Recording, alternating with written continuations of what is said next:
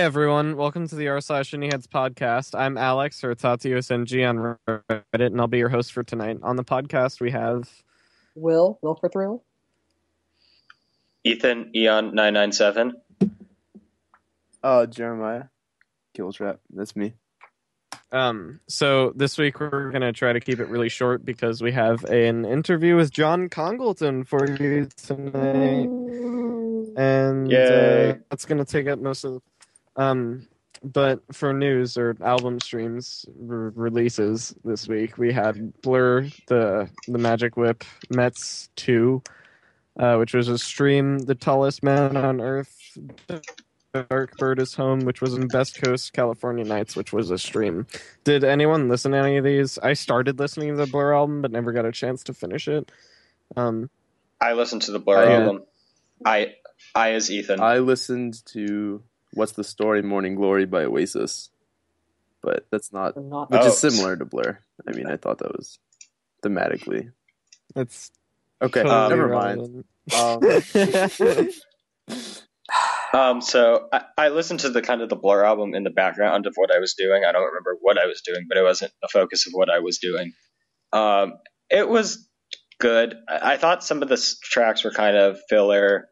But I liked a lot of this more standout. I thought there were a few standout tracks. Some of the tracks I liked were Lonesome Street, Go Out, I Broadcast. I really liked I Broadcast. I thought that was a really cool track. Go Out, personally. Go Out is really good. I saw that the Needle Drop put it as one of the only least favorite track on the thing. Did you listen to the real album or did you listen to the fake leak? I listened to the real album. Just making sure that you're giving us good information. There Are Too Many of Us is also a good track, and Ong Ong, I'm probably pronouncing that wrong, but that was also a good track. I don't know, it's a bit, I love Blur, but I feel like it's a good comeback album, it's a good reunion album, it's not the best album of their discography, it's not the worst album of their discography.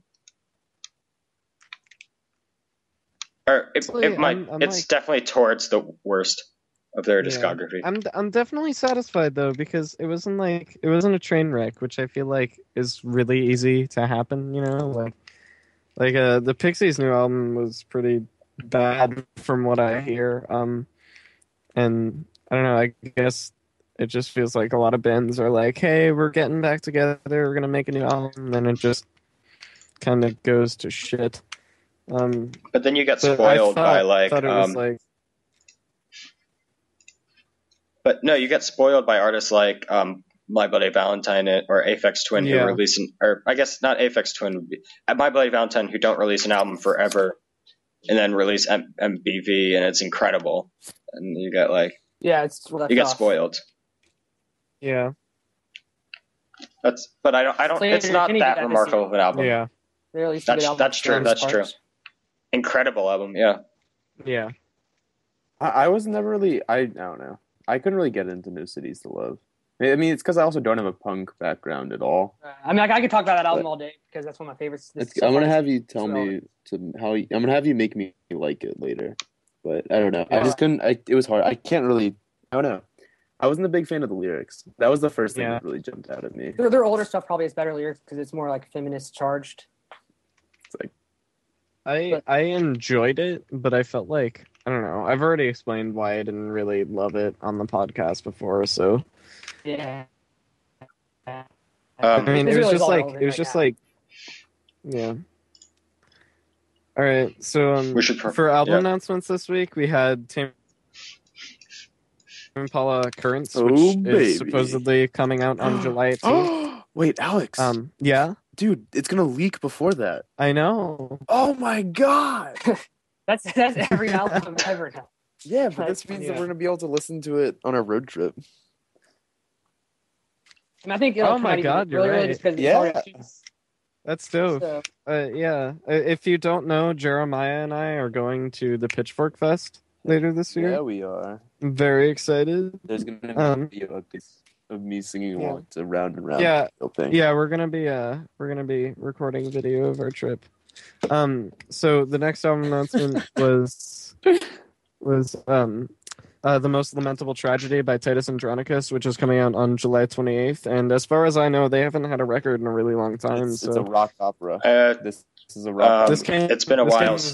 Local Business 2012. Local Business was 2012. I thought it was 13. Oh, wow. That's not long at all. Yeah. But no, it's kind of long. I don't know. They did the single club for a while. That there's a couple good songs off. I didn't hear. I kind of fell off of that whole thing. I think it's gonna be like a rock opera that's like 90 minutes long. Hello. Yeah. Titus. Actually, funny story. Real fast. Because I don't know. Personal story. How I started listening to Titus Andronicus. I had just seen the play Titus Andronicus by William Shakespeare, which is my number one William Shakespeare play of all time. And I was like, woo, Titus Andronicus. And so I looked it up and I saw this band and I was like, woo, it's a band. I listened to their music and it was good. I'm a huge fan. I'm really excited for this album. Monitor, one of my favorite albums of all time.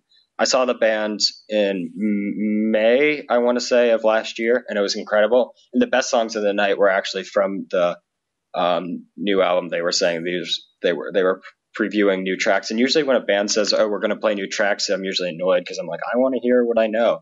But like this time, they were incredible. They were these drawn out pieces, but they didn't feel repetitive in any way. They were just really good tracks. And we will talk about the single "Dimed Out," but I really liked it. And I'm really, really excited because Local Business was it was a good album, but it wasn't as expansive as The Monitor was. And I'm really excited that they're going back for a 29 song, 93 minute rock opera. But yeah, that's all I have to say. Yeah. All right. Cool. Next, Alden Penner and Michael Cera announced an EP called Canada in Space, and it's coming out June 29th. I liked Michael Cera's album. It wasn't like great. It wasn't amazing, but it was good. It was fun. It was just kind of a neat little record. So I'm probably gonna listen to this. Yeah. Anyone else have any thoughts?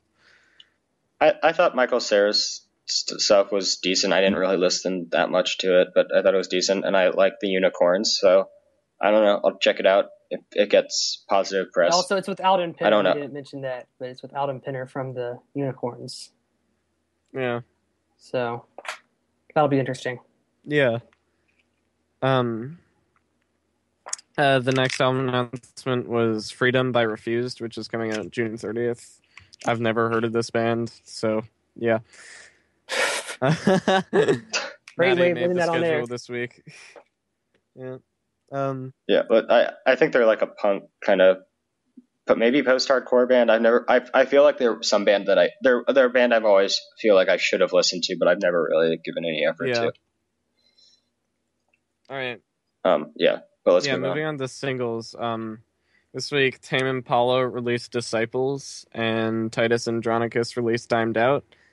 Future Islands released Haunted by You, and Foxygen released 24-Hour Loverman. And we should talk about this. What'd you guys think about Disciples? I thought it's a really fun track. It's short and sweet and to the point, and it's really good. Yeah, okay. I mean, it's not anything incredible, but it's real good. Did anyone else feel the ending was kind of abrupt? I always expected the song to keep going on after like a brief second of silence or something, and then it's just done.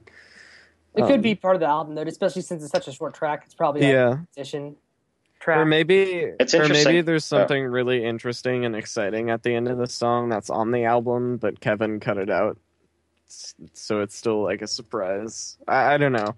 That seems unlikely, but I just want that, I've been getting into Tame Impala, by the way, though. I used to really not be a fan of lonerism, and I've enjoyed it lately. Yeah. So what'd you guys think of Dimed Out? I loved it so much. It's so good. It's like this classic kind of sounding punk anthem. It kind of this Rise Above by Black Flag track. It's just like we're gonna stop, not listen to your authority. It's so cliched and it's so good. but the lyrics are a bit more dense than like Rise Above, where they're just like, we're gonna rise above, we're gonna rise above. It's a bit more dense than that. It's a bit more interesting, and I think I was talking about this earlier in the chat, but I think it's gonna be one of the earlier songs on the album. It's gonna be like, this is this rebellious kid, and we're gonna see him transform into a more less rebellious adult, and we're gonna see this transformation, and there will be. This is like his when he's 16, he's listening to Black Flag. He's like punching mirrors, like the cover of Damage. He's his face in the United States. I was going more the Black Flag route, but sure, Death Grips works too. And then he's like growing. I think this is going to be kind of juxtaposition for later tracks. Yeah, that's my opinion, and I think it's a great track on its own, but I think as juxtaposition, it all will be even better. I mean, two for two, I agree exactly with what Ethan said. So yeah, you go first. Will go ahead. I mean, I've never actually listened to Titus Andronicus before that track, but just like Ethan, I'm a pretty big punk rock fan. So it definitely sounds like something I need to check out because I really enjoyed this track. Just classic. I really hope what Ethan said is right and that it's like kind of like telling a story rather than a band expressing itself, because I really disliked the lyrics. It's definitely telling a story. I mean, in general, it just felt like it was written by like 16-year-olds, and that would have been great if they were 16. You know, like. But the story is, I think, about a kid who meets up with his doppelganger, and then like he goes through self-expression because of that, or like an odyssey of mind and spirit. I don't know. That's interesting. So I think this is like they're going to be one of the first couple tracks on the album. The track listing's up. I can check and that. Like, I really hope you're right. Honestly, I'm gonna go check the track list. Most lamentable. What's the album called? The Most Lamentable. It's also a Shakespeare reference. I didn't realize that. I did know that at one point, but now I know. The song is so pleasant and like sunny and yet kind of melancholy. It's like a sad beach. I don't know. It's like you go to the beach and it's really nice and you're kind of happy, but it's also deeply sad for some reason. I don't know. What you guys think? We're talking about Future Islands now? Yeah. Yeah, it was just very, it's very Future Islands. Like, it sounded exactly off of singles. I liked it, but just like, it's exactly what I was expecting. Yeah, I feel you. I don't like Future Islands. I've always kind of had a problem with them, and I do not like this track. Yeah. I think it's pretty boring, honestly. I'm a big Future. Well, all right, I don't know. I like their music a lot, but at the same time, I also have weird like personal things due to people who like Future Islands a lot. Due to one person who likes Future Islands a lot, who I have a complicated friendship with, and so Future Islands has always been like, oh, I like their music a lot, but at the same time, like, I don't know. It's a great song. This is a great song. Yeah. I like Future Islands a lot. They make really fun, good synth pop. It's more fun when you get to watch. They're more fun to watch live, I think, just because I don't even know his name from me. Sam Herring. Sam Herring. I just love his voice. His voice is so I think I just have a lot more fun watching them and listening. And also the songs are fairly minimal too. There's not like a lot of tracks you know what I mean? Right. It's just pretty bare bass, drums, and synth. Yep. And great vocals. Definitely the strongest part of the band. True. So yeah, the next single was 24 Hour Lover Man. I don't know how to react to this song. It's weird. I haven't listened to much Foxygen before. I listened to Dub Thompson, who I think was produced by one of the members of Foxygen, or like kind of hyped up by one of the members of Foxygen. I like them, and I've tried to listen to Foxygen. Never been my. What? You're lagging. I'm gonna keep talking. I couldn't. 24 Hour Lover Man, which is such a bizarre track. The mixing is so bizarre and bad. and I can't stand this track. I don't know, maybe there are other, because I remember the other stuff I had listened to was kind of folky and interesting, but this just seemed odd, and I had trouble listening to it. It just kind of seems like a joke. Yeah. So yeah, does anyone else? Oh, I mean, I liked it all right. It was basically just sounded like it was Manic Depression sampled. I just got caught up from it, so I don't know if you mentioned that, but yeah, it was Manic Depression by Jimi Hendrix that they sampled, and then it sounded like this went through the Cherry Bomb machine. Like it sounded like it was straight off Tyler the Creator's last album. That's what it sounded like to me. Cherry Bomb version of Manic Depression. So I mean, it was, and since I like Cherry Bomb all right, I like this track all right. I mean, I like it as a novelty, really, but I mean, definitely not a great song. Okay, Jeremiah, do you have anything to say? Nope, don't listen to Fox.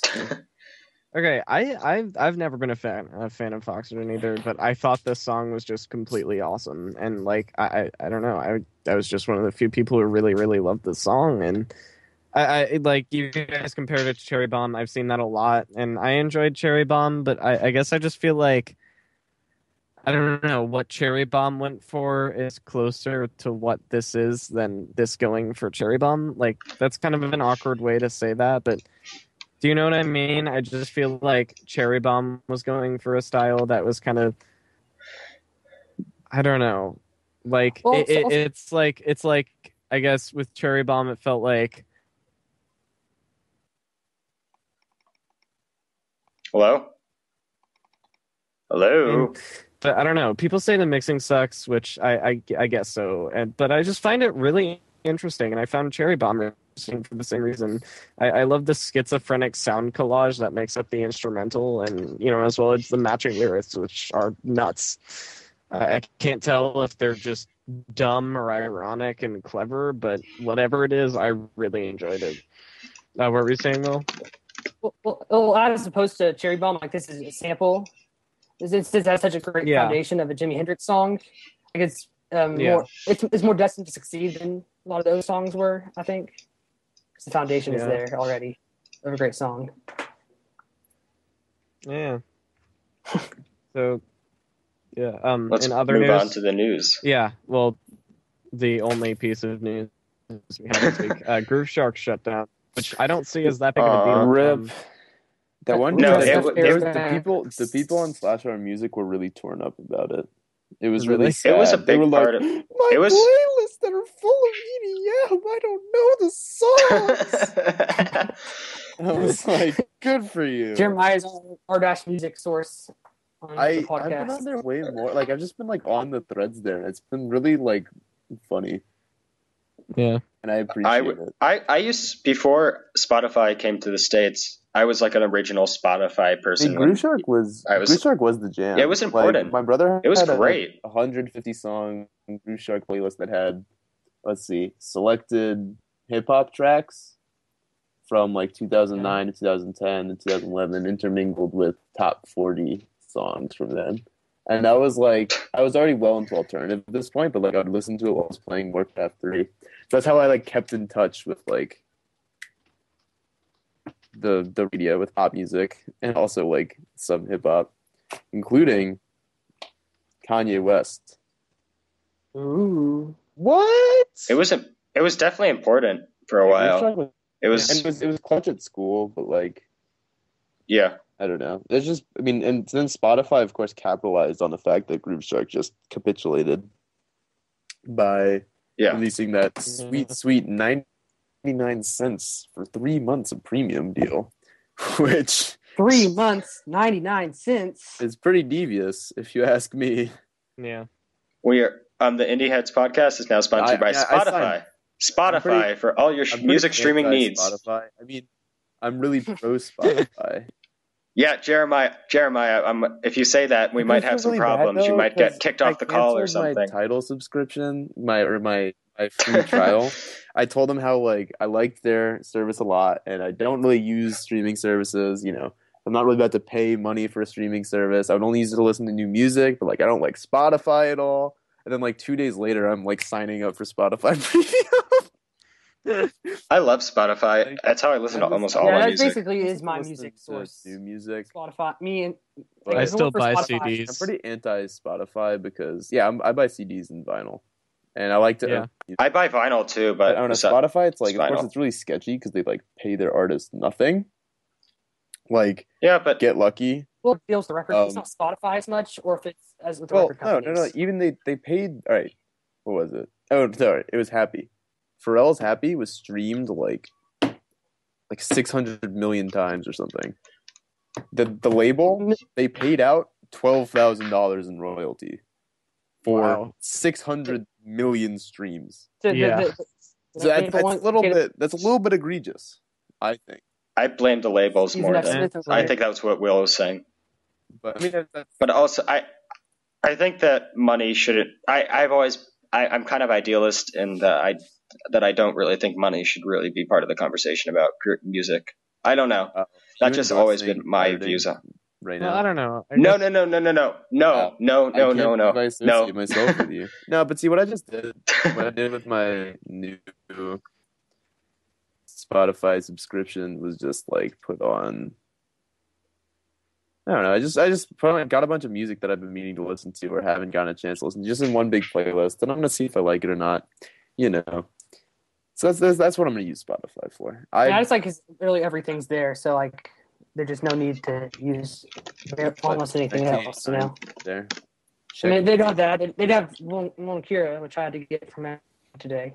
So I mean, it's not perfect, but it's 1989 now. It's pretty damn close. Wait, no, they don't. No, Taylor Swift is not just no Taylor Swift. Yeah, good for Taylor. Even though people think it's like about her making money, it's actually not. It's like the reason why Tom York didn't want to put their stuff. I mean, it's the same thing. It's like, I mean, even if it's not a lot, I mean, still, like, if what you say is true about Pharrell, then that is pretty ridiculous. Yeah, it is. I mean, even you talk about the rich getting richer, but I mean, for me, it's a matter of if they earned the money, they earned the money. Yeah, exactly. And I know most indie artists, they are going to be making money from mostly doing concert or doing tours and stuff. But I mean, it just feels, I don't know. That feels like it shouldn't be a thing that happens. Especially with indie labels, they're going to be able to pay more to their artists generally, because that's like the way they work. But I don't know. I just think Spotify just needs to pay more.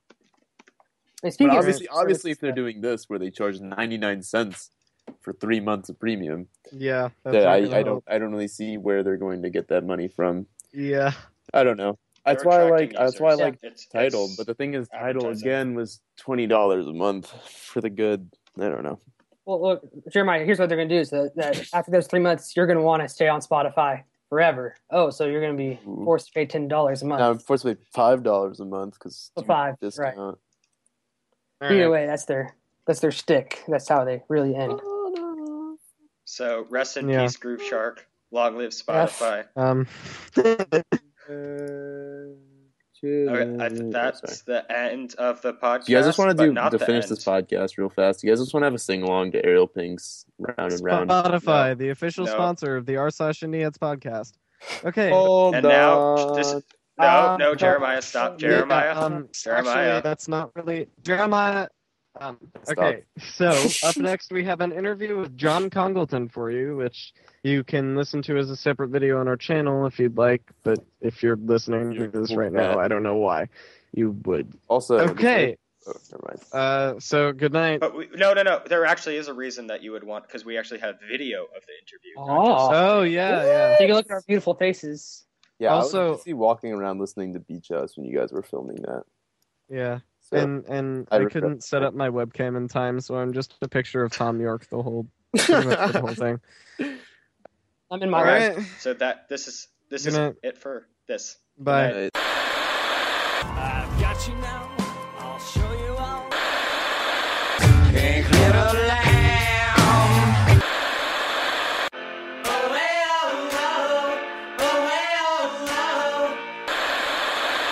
I feel so lonesome I could cry.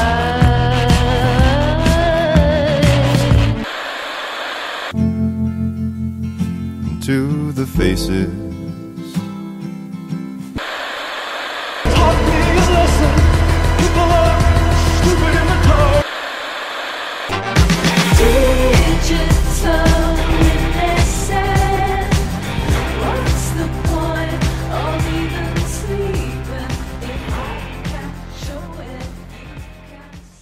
Hello, everybody. Welcome to the R Associates podcast. We have a special little interview. We have, of course, John Congleton, a famous producer, also the front man of the Paper Chase, on the podcast this week, doing a little special interview for us. And who else do we have on the podcast this week?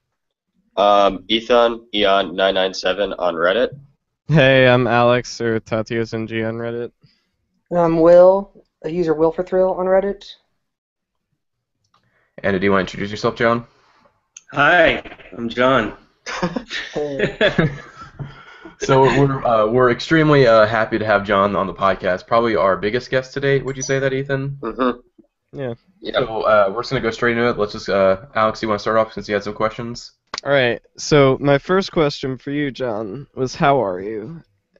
I'm good. Yeah. I have a cold actually, but I'm okay. All right. And then I was wondering, like, what project are you most excited about working on right now? I know you're working on a few things, but like, what do you feel really good about? Well, I'm going to kind of dodge that question slightly and just say that mostly everything I work on is something that I believe in pretty well at this point. Good. And, I don't really get involved in much that I don't think is already pretty special.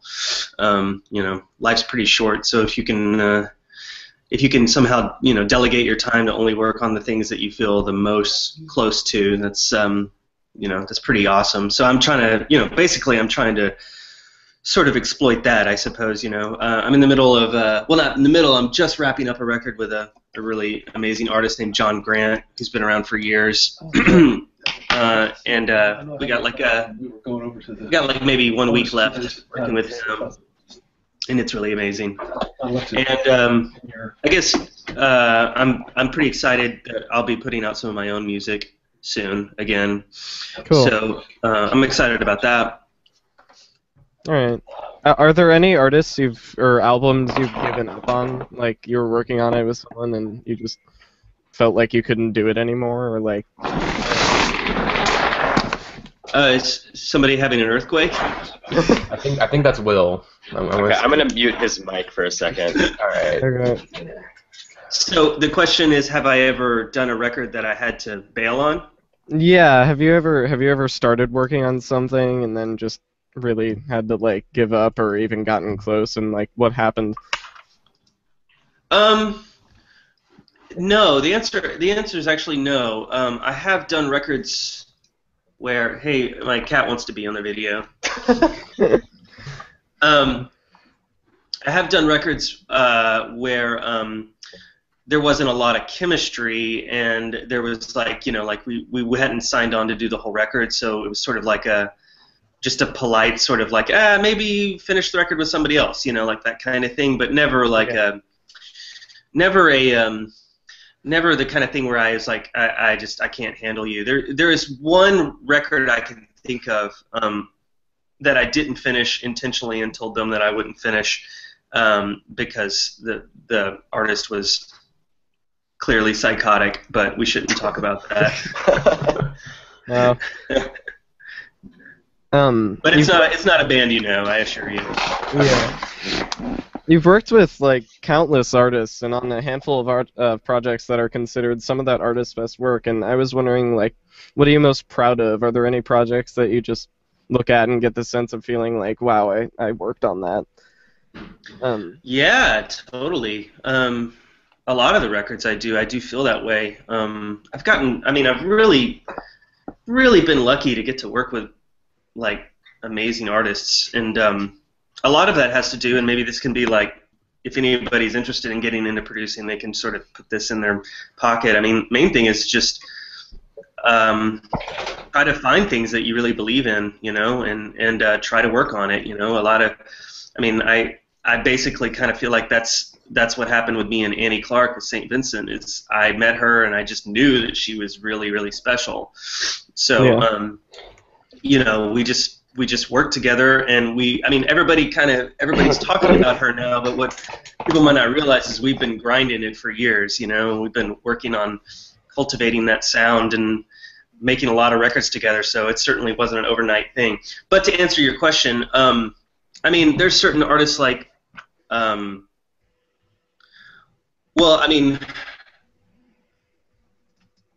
I think sometimes I find it really amazing that I've gotten to work with people that I just admired for years before I ever, thought I would ever work with them. Like working with somebody like Bill Callahan or the Swans or Sparks. Those are all bands that I listened to for years before all of those bands I listened to before I even started recording, Yeah. Mm-hmm. So that's just really cool to look back and go, not only did I get to work with them, but I got to make, some of their best material with them. So yes, it is really cool. Thank you. Yeah, that's cool. That's a good transition. Congratulations on your Grammy, by the way. Oh, thanks. Yeah, where were you? Were you in Los Angeles at the awards, or were you just at home? Yeah, it's really funny. I was just recording a band. I was just working. Oh yeah. Awesome. I was working with a band called Pure Bathing Culture, and I actually found out because Annie texted me. Yeah, I know. She was like in New Zealand or something, right? Well, yeah, because we talked about going, and she was already sort of scheduled to be in New Zealand at the time, and she considered moving her things around, but she really couldn't. And I was like, well, I'm not going to go if you're not going. I don't care, Right. And also, I have to say that we were just sort of like, man, there's no way we're going to win. Just no way. Who else was up again? I'll already forget. I think a lot of us were surprised. It was a because great album, but it's the Grammys. Right. Because I remember we were surprised. That's okay. We were very surprised. So yeah, that was my. It was like I was sitting there just recording, and I get a text from her, and at first I thought she was joking, but then right after she sent me the text, my phone just literally exploded with emails and texts and ringing, and it was insane. It was it literally was jumping off the ground like a Mexican jumping beat or something, But and then it was unfortunately for Pure Bathing Culture, the whole session just basically screeched to a halt while I was like, hey, thanks, that's nice, thank you, thanks, that's nice, thank you. That's awesome. Yeah, so that's do you have your trophy now? Do you have? You know what? I don't actually have it yet. They're supposed to be sending it to me, but apparently they're historic for taking forever to do that. You can just steal Annie's in the meantime. I don't even know if Annie has hers. I think she posted on Instagram. Yeah, she got in New York or something. Cab. But I know that they didn't have my address, so that I had to give them my address, and I don't know. But really, I probably will just give it to my dad. Oh, that's really cool. What did your parents think when they saw that you won the Grammy? What was their text or call? Well, that's the thing about Grammys is everybody knows what it is. Yeah. If I say, I don't know, what's some sort of benchmark of indie rock success? I can't think of it. I don't know what that would be. I don't know, some marginal benchmark. Oh, I know. Best it's music. Right, there you go. But I've been nominated, a Mercury Prize or something. I know that that's a big deal. That's really cool, but my parents don't. And but a Grammy, it's like, oh wow, you really are doing this. Yeah. And it's after 20 years, So how did your collaborations with Annie Clark work? I know that, aren't you both from Dallas? So that... I am from Dallas. She went to high school here, if I remember correctly. I didn't know her. We didn't know each other or anything growing up. Right. I met her because she was playing guitar in the Polyphonic Spree when I did a record with them. Oh, really? She was in that group? Yeah. For a very short amount of time, yeah. Mm-hmm. All right, that's sort of to add on to Will's earlier question. What role do you play in getting an artist to where they need to be while making an album? How do you help the whole thing come together as a producer?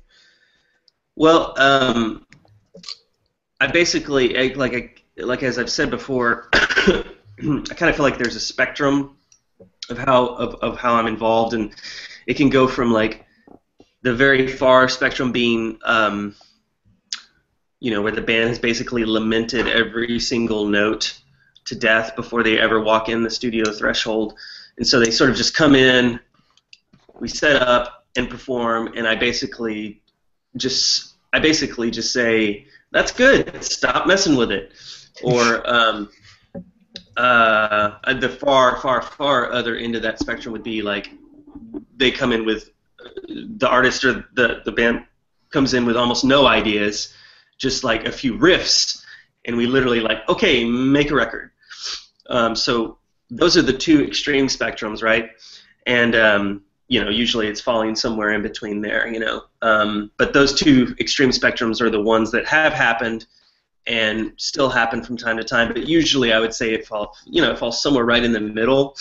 But I would say that I don't really particularly care what I have to do as long as I'm useful. And that's one of the things, whenever I talk to a band, it's like, will I be useful at all? Like, do you really need me? Or, like, would somebody else be better? I'm very malleable. I don't have, like, a John Congleton experience in the studio. I don't do X, Y, and Z.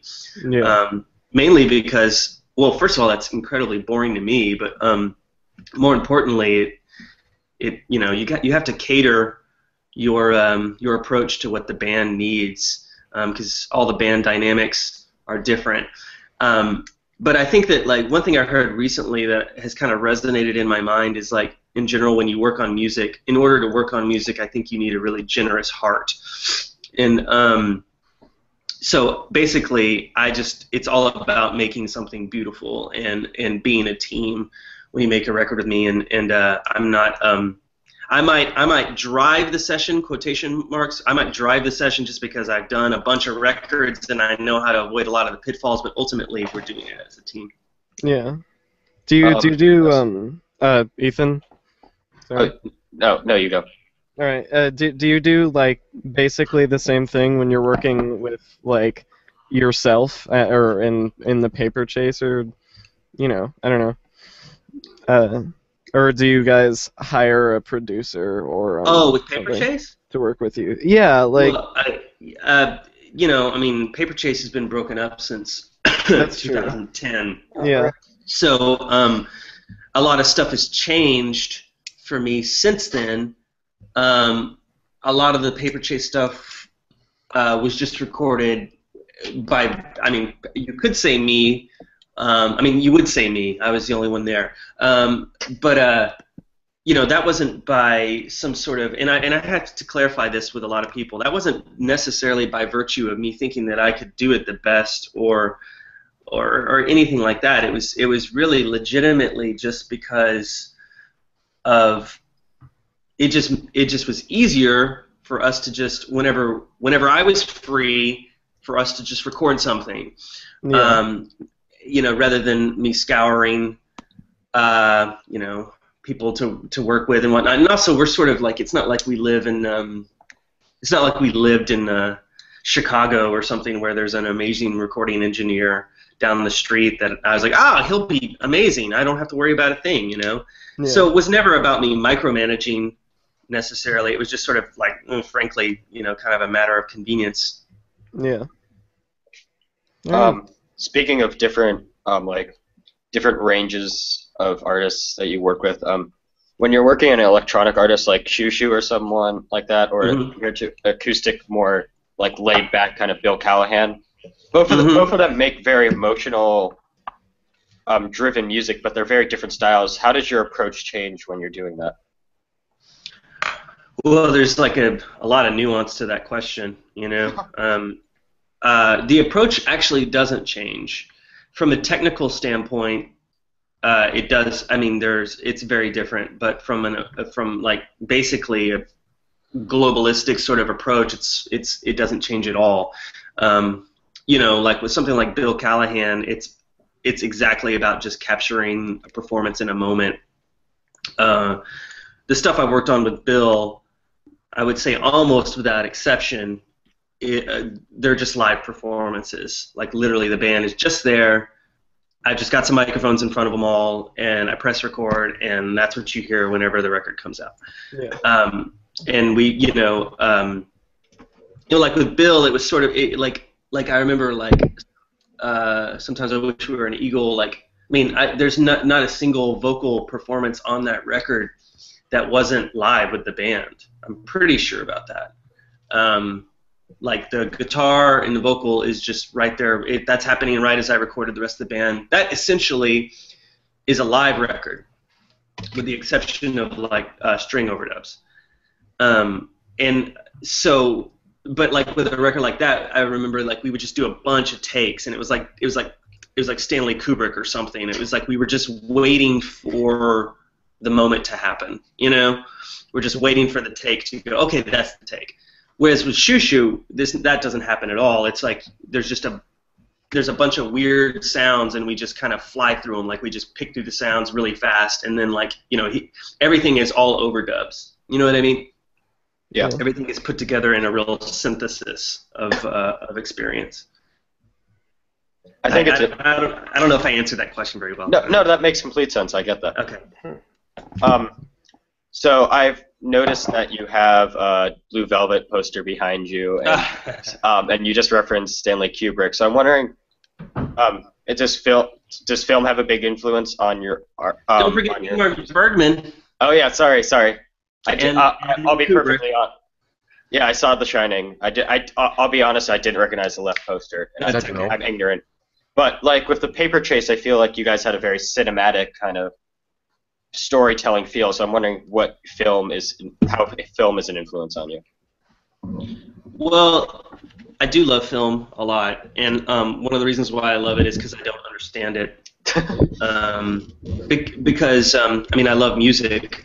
I assume all you guys really love music too. You have a podcast about it. Yeah. But there's something that happens when you do it for a living and you spend every waking hour working on it. It's like it's hard for the magic not to kind of dwindle. Right.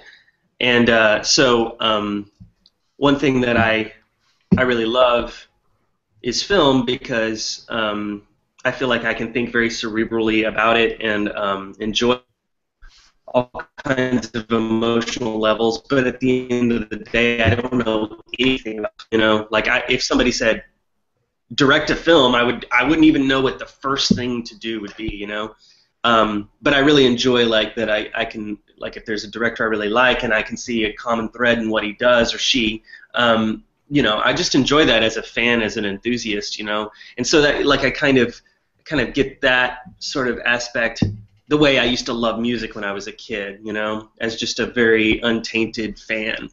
As far as like film influencing music, I don't know if I could really say that, except for the fact that because I am a big film fan, I'm sure that informs how I think about things in some ways that I probably wouldn't be the guy to judge, but I don't think that there's a direct correlation, honestly. Okay. Speaking of being a fan, do you have any albums that have come out so far in 2015 that you are a big fan of, that you've really liked? Yeah, man. Well, I really love Courtney Barnett's record. I've been listening to that a lot. We all love it. Yeah, she's incredible. I feel like I'm skipping something. I'm really good friends with John Darnielle and Mountain Goats, and his new record is really fun and great. I love Kendrick Lamar's record, just like everybody else on the planet. Oh my god. I think what I really like about Kendrick Lamar's record is that I just can't believe that it's as popular as it is because it's so fucking weird. Yeah. Oh yeah, it's very very conceptual. It's very conceptual. I like Earl Sweatshirt's record, which I actually worked on. Really? But I really like that record. What did you do on that record? Yeah, how'd that go? I mixed the record in an earlier iteration. I don't know if any of my work is on the record or not. Some of it sounds like my work. I don't really know. I haven't. It really doesn't. The physical record into it, but I downloaded it, off iTunes. But you guys would be surprised. I don't even own most of the records I've produced or worked on. Nobody remembers to send me anything. I think I was gonna think maybe it'd be like a thing where like sometimes like certain artists like they don't like looking at their own work because they kind of have like a different mindset. Like maybe they don't enjoy it as much because like I'm that way with some like sometimes I'll write something and I'm like, okay, this is the worst thing I've ever written, and then I'll like share it and I'm like, oh, this is great, and I'm like, well, I mean, I don't know. It's just sort of like this weird thing. Well, I would say that for my music, my personal music, whenever I'm writing music, like that's exactly the way I am. I have no interest in listening to it or experiencing it once it's done. Yeah. But records I work on, I mean, I get asked this frequently, like if I like to listen to records that I've produced, and the answer is yeah, if it's good, like if I like it, then yeah, which usually I am working on things I like. So usually kind of it's become sort of a ritual of like I'll finish a record, and then I'll approve the master, or me and the band will approve the master, and then I won't listen to it until it comes out.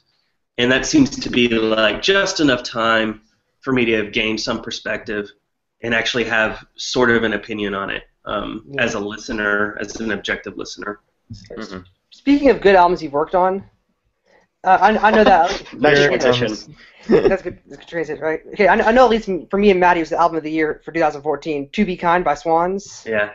We're very big fans of it. It's definitely my favorite rock album of the decade so far. Oh, wow. Yeah, it's a very, very good work there. So. Thank you. I'm just going to pull up the vinyl real quick. I named that record. Oh, really? You did? Mm-hmm. Tell us that story. That's okay.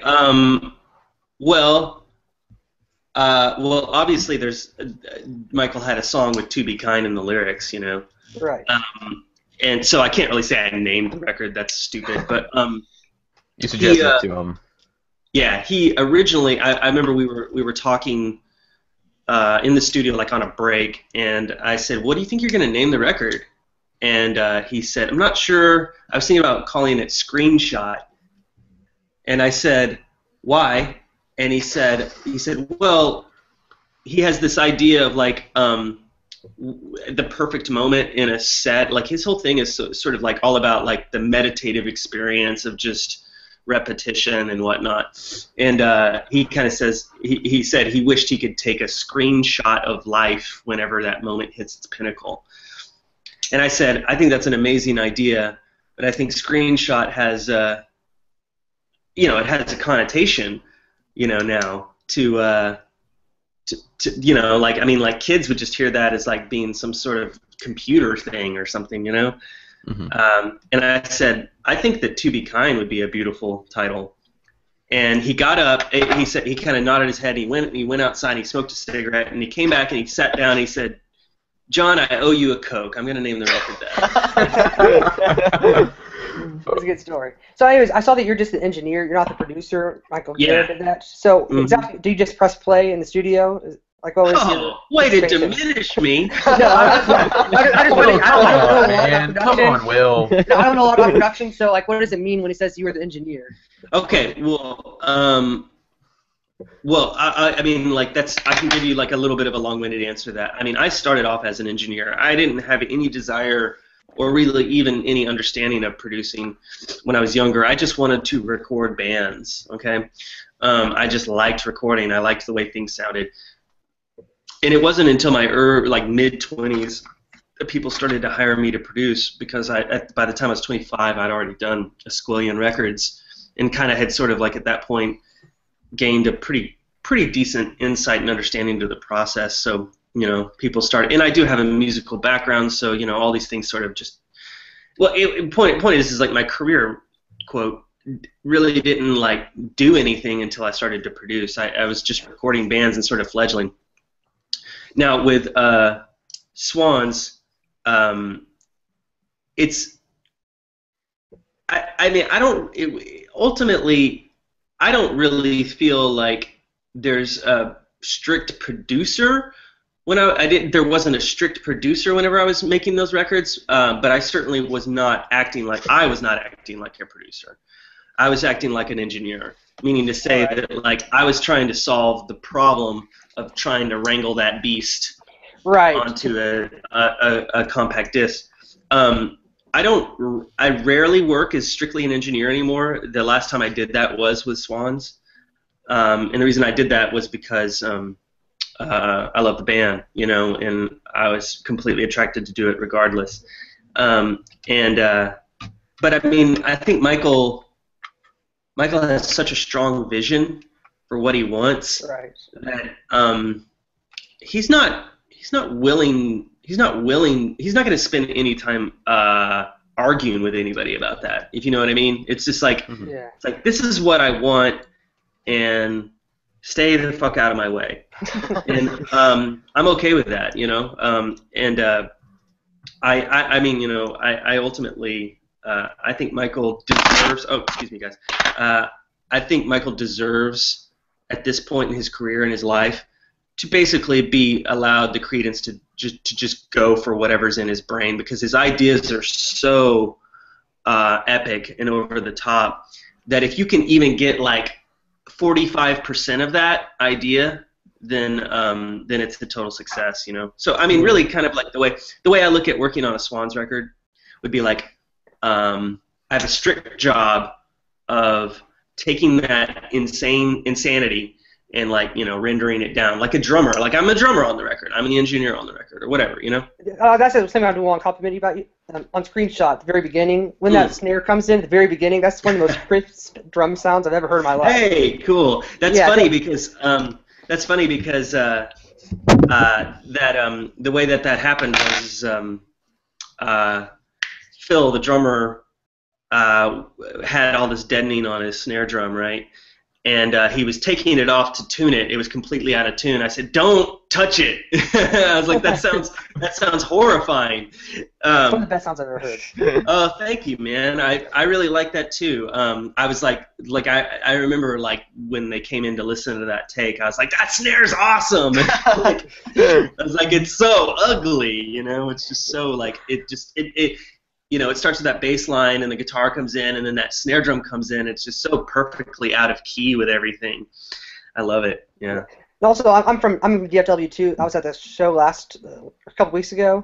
Oh, I was there. Oh, you really? You were there too? Yeah, that was my birthday. Oh, really? Happy late birthday, I guess. But anyways, yeah, obviously it's very different seeing them live and then on the record. It's two completely different beasts. So totally. how do you? I mean, obviously you can't give us too many technical answers because we don't quite understand. But like, how do you get those two different experiences to mesh? I guess. Oh. Because I might as well have not ever listened to the band before going to that concert, just because the experience was so much different. Totally. I think that Michael really likes that. He wants two completely different experiences. I think that's cool. Yeah, and not a lot of people do that nowadays. You know, that's kind of an old prog thing, you know, like where the show would be completely different. But I mean, essentially, as we were talking before, like with somebody like Bill Callahan, I mean, Swans Records, I mean, that's essentially the band playing live with just a lot of overdubs. But I mean, what you're hearing is the experience. Those guys are all playing together. And the big challenge with Swans is that Michael really, really likes, he doesn't like headphones at all. And so he wants everybody all in the same room, which is a technical nightmare for me. But he really wants it that way. So it's basically like, imagine having like a vocal mic, 6 feet from the drums. You know, it's really challenging because it's like I'm getting more drums in the vocal mic than I am vocals, and and also Michael wants his vocals to be as loud as Iggy Pop, so it's really challenging. So I mean, like I can pull the curtain back slightly here, and I've pointed this out to a few people. If you listen to the song "Just a Little Boy," it's the second song on the record. Yes, it is. If you listen to that song, that's completely live. If you listen to that song, and if you notice, every time Michael's vocals come up, the drum sound changes. Yeah, because I mean, Michael came in as like, that's the vocal. I'm not going to redo that. Well, why would he? Because like when he comes in with Just a Little Boy, that's one of the most terrifying things I've ever heard. 60-year-old Michael Gira. Yeah. Basically shouting. I mean, it's wonderful. I didn't contest it. I was like, you're right. That's awesome. I guess I better figure out how to do this. So if you listen, you can hear the drum sound just kind of change every time he sings. It's just one of those things that couldn't be helped, you know. Right. Yeah. One last question about Swans before we move on to more other stuff. They on your Facebook yesterday they confirmed that they're going into the studio in September. Mm-hmm. Can you confirm if you will be participating or not? Yes, I will. Oh, very good. All right. Album of the year 2016. Let's go. Exclusive Arsenal Fans podcast. I do have to clarify that I will not be involved as much as I was on the last record. I won't be mixing this record, which is fair. It's like again, it's like under most circumstances, I don't really do that much anymore. You know, just work on parts of records. But Michael really wants me to, and I love the Swans, so there we go. Yeah. So Ethan, you want to go on your last question? Yeah. So my favorite band is the Dismemberment Plan. Oh, cool. And on your Wikipedia page, it says you worked with them, but I cannot find any evidence of what you worked on them with. Yeah. So would you care to shed some light on that? Yeah, I didn't work with them much. I'd mixed a few things for them. I guess it was like maybe 2 years ago. With Uncanny Valley? Yeah. Mm-hmm. Is that the name of the last record? Yeah, yeah. Yeah, I don't know if any of it's on that record, though. I don't think it is. Okay. I was just very confused because I saw the name. I'm like, oh. And then I tried to do some research and nothing. But yeah. Yeah, very, very, very brief, like working experience with them. But they seem like really nice guys, and we've talked multiple times about doing a record together. Ooh. I would love more Dismemberment Plan in my life, so thank you for that. They're really nice guys. Yeah, I've met them after shows, and they've always been super nice guys. The first thing is that they actually meet people after shows, and then they will talk to you like for a minute. It's really cool. Mm-hmm. So I think we should probably move on to a bunch of community members have submitted questions, and I think Matty, you want to read some of them? I'll handle some of them. Okay, so the first one comes from Siberian Noise on Reddit. Hey John, firstly, I listened to Actor once and had to stop it to find who produced it. Fucking incredible. The drums sound on Just the Same but Brand New is what dreams are made of. I haven't stopped listening to it since. Kudos. He also said, I'm an aspiring producer/engineer in the UK, and I wondered what your advice would be to someone in my position. I am just about to graduate with a degree in music production and sound engineering. Have built up quite a portfolio of my work and have worked with some semi-big bands, but still can't seem to get my foot in the door of a studio. I've applied to tons of places, both sides of the Atlantic, offering to work for free on an internship basis, but seems every email gets eaten by the studio email fairy. How did you get your foot in the door? Wow. Well, first of all, I want to say thanks for the compliment on Actor. I don't remember that drum sound, but thank you. Yeah. Okay. Well, my advice of like how I did it is not analogous to an experience now. Somebody at his age in this time, because I got started more than 20 years ago making records. So it's a completely different time. You know, I actually was a staff engineer at a large studio. Those days are just completely gone now. What I would say to him is, I think it's multifaceted. I would say tenaciousness is probably the best thing you can be. If you don't give up, something will eventually click. It really will. But I think also don't have any problem with pride or anything like that when it comes to just having another job. Just get a job as a barista or whatever, and record for fun, because it is fun. And if you try to put all this sort of heaviness on this thing that you're doing that's your passion and it has to be your job, you're going to end up, well, you may end up resenting it. And that's the danger. You know, you don't want to become a cynical prick before you ever get a chance to do it. So I would say don't be afraid to just have a job on the side, and maybe you do. Maybe this is bad advice. And like record for fun. Record your friends. I mean, you can work for free if you want to, but you shouldn't. And just basically try to do work that you feel as passionately as you can about. And it'll get out there, and people will hear it. Mm-hmm. It's really rough out there, though, man. I mean, it's it's really hard to get your foot in the door as recording nowadays. There's so many people ask me this question, but I would just say tenacity is the main thing. If you don't give up, something will eventually click. It will. At least that's the way it was for me. I was recording for a very long time before anybody paid any attention to what I was doing. Mm-hmm. So this is also the second question. How often do you use the Otari MTR-90 you have at Elmwood? Do you ever track onto it? Thanks. And sorry this was such a long question. Oh, that just took years for you to read. Yeah, sure. Mm-hmm. I mean, it's yeah, I use it all the time.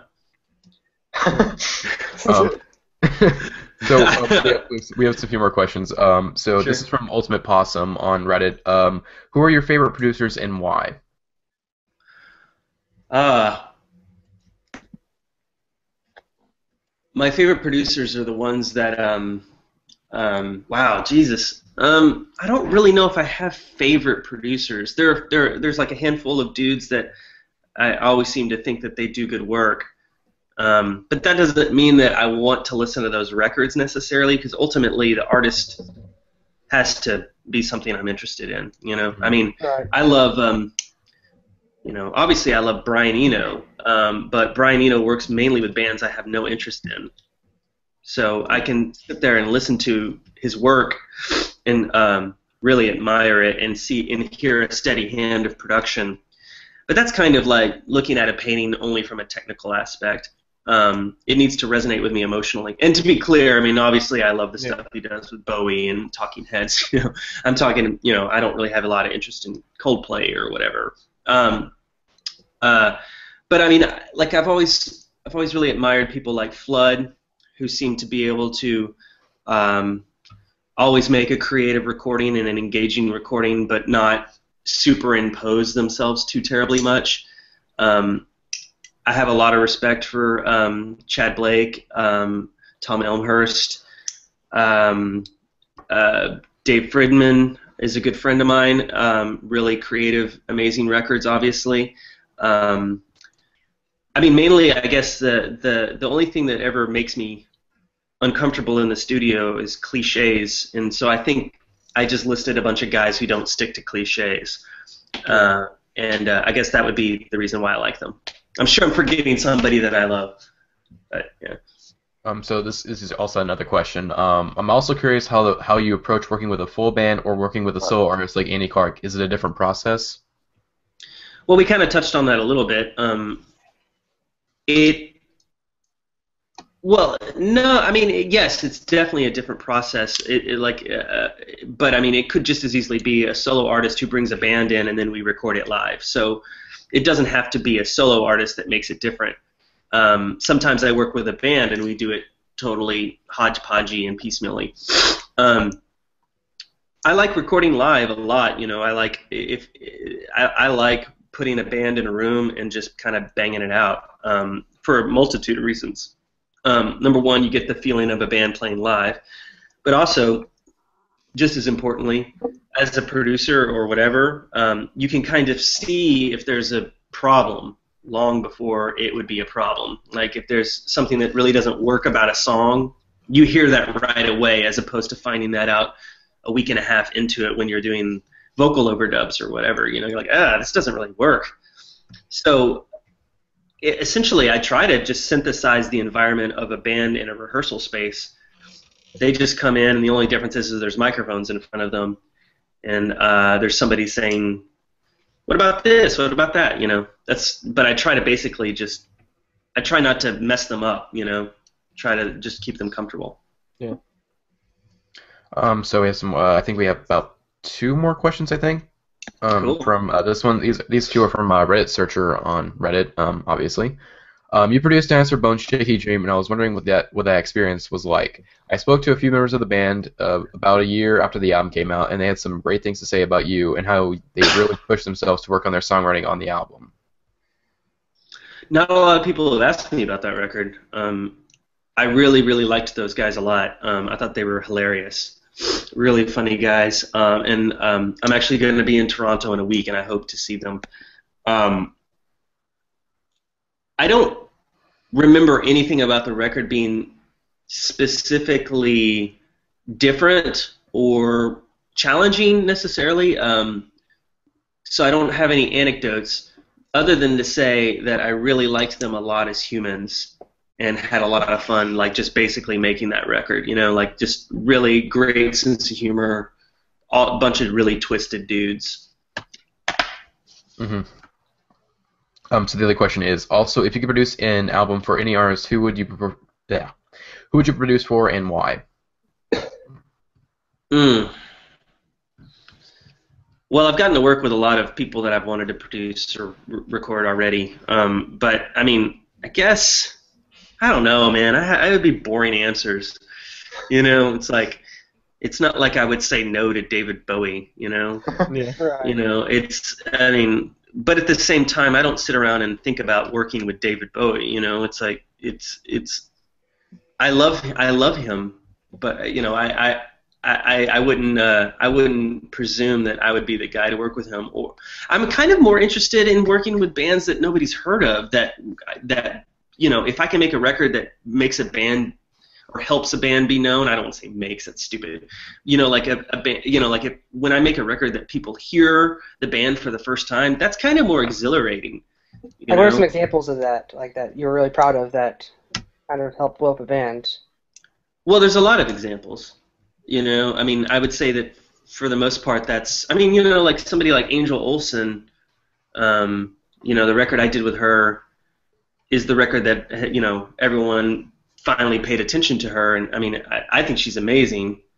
I just get a lot of fulfillment out of that. You know, like if I can if I can be involved with an artist who's working at a coffee shop before the record comes out, and then they actually can make a living on their record off their music afterwards. That's thrilling for me.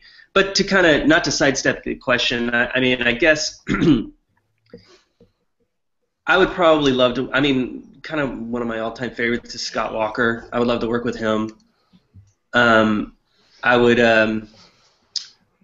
you know, I would be over the moon to work with somebody like Roger Waters, you know, who's like kind of got me into music in general, or gave me my real love for high concept music.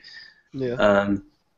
Yeah, I think like if I worked with somebody like that, I could kind of say, well, I think life didn't jip me at all. You know what I mean? I got to have some pretty, you know, Yeah. I got to like kind of, thank you, good night. I got to, you know, do the ultimate, you know. Yeah. Seeing Roger perform The Wall live was what got me into music. I went to see him in 9th grade with my dad, and it was just kind of, you know, I don't want to call it a downward spiral from there because it's been great, but, you know, it's kind of just like, you know, yeah. There are certain people, you know, that when they can, if they connect with The Wall, it's like it changes your life. I believe, you know. I connected with The Wall last fall, and that was definitely a life-changing experience. Mm-hmm. Like really, all concept albums kind of pale in comparison to me. Mm-hmm. Even if it's just like a loose concept, like I don't really count it as a concept album, just because I feel like it has to have an exact plot, just like The Wall, for it to be a concept album at all. Almost. The thing about The Wall that I could give full dissertations about The Wall. The thing that is really amazing to me is that, I mean, I got into that record when I was probably 11, you know, like really young, and here I am now, and at every stage of my life, that record has meant something. Whenever I listen to it, I can relate to it in some sort of way, you know. I mean, The Wall, the idea of the wall. In the way it's explored as all these different things, there's always something I can relate to, you know, like, you know, the wall is his mother, the wall is the government, the wall is education, the wall is society, the wall is fame, you know, like all these things, you know, and like ultimately what I walk away with with that record is, you know, all the sort of things that sort of exist here in this illusion of life. You can't eat it, you can't fuck it, and it won't get you into heaven. Ultimately, it's all about connecting with people. You know, it has nothing. All of this is bullshit, and it's an illusion. It's all about connecting with somebody, and that's what I get out of that record is connection. Well, yeah. So, Ethan, you say you want to have a question to end on, right? Yeah, I think. That was beautiful. I don't. Oh, thanks. I feel like anything I'm going to say is going to fail. I definitely heard some of the wall on To Be Kind. Like I don't even know why, but for whatever reason, I did think of Pink Floyd when I listened to Just a Little Boy. Like maybe it's the bass riff. Well, don't tell Michael that. Don't tell Michael that. He does not like the wall. He's not like really. Well, for whatever reason, I heard Roger Waters on that track. Well, I mean that's kind of a Roger Waters-y kind of bass line. I could see that. Yeah. But no, he actually loves Pink Floyd, but he likes the earlier stuff. Right. He doesn't like the Roger Waters era stuff. So I think a good way to end this would be to ask what are your plans for what is your 5-year plan? No, I'm kidding. Stay alive. What are you like working on? What's going to be coming out in the near future? And I'm also really interested because I love the Paper Chase. I'm wondering. Oh, thank you. No problem. I'm wondering what else you'll have coming out personally, musically. Well, thank you so much for saying that. It's definitely time for me to play music more actively again. I feel that way, and I will be having a record come out. Basically, when people have asked me about it for the last couple of years, it's always sort of a phantom thing where I'm like, yes, I'll put something out. And I wasn't lying, but I didn't have a plan about putting something out until really just recently. So I don't want to, I don't think I should talk too much about it because I don't want to be held to anything. But with any, basically the plan right now would be there will be a record in the first quarter of next year that will come out. And it'll be on a label that actually people can find it. It'll be a legitimate release, which is essentially I've just been kind of waiting for the right team and the right sort of environment to put out a record again, because I knew that in my older age, I'm too cynical and too tired to put out a record where nobody cares, you know? So it will be happening, and I'm looking forward to playing music more, you know. That's awesome. I'm looking forward to hearing it a lot. Thank you. Yeah, me too. Thank you. And hold on, Ethan, I actually have one more question we forgot to ask. We have to ask this to all of our guests because it's a running joke on our subreddit. Oh my god, that all indie musicians like Mexican food. So we have to ask, do you like Mexican food, John Congleton? I like Mexican food okay. That is exactly how I feel. That's kind of a down note for the podcast to end on, right there. Well, You're from Texas, man. I'm from Texas, exactly. You just nailed it, and I turn on the water faucet and a burrito falls out. That's what happens at my house. I know for sure. Here in Arlington, at least. So my point is, I have bands from all over the world, and of course they want to eat Mexican food while they're here. I mean, I like Mexican food, sure, but I have to eat it a lot of times when I would much rather have something healthier. Mm-hmm. Yeah. So once again, thank you for coming on the podcast, John. We're extremely grateful to have you on. You bet. That was great. You bet. That's great. Good luck with everything, guys. Thank you. That means a lot. Podcast rules the world. Yeah. So, see you guys. Okay, take care. Bye. Bye. I'm about to hit you with the work, boy. I'm about to hit you with the work, boy. I hate coming through stunting on niggas that I know. That's the worst, boy.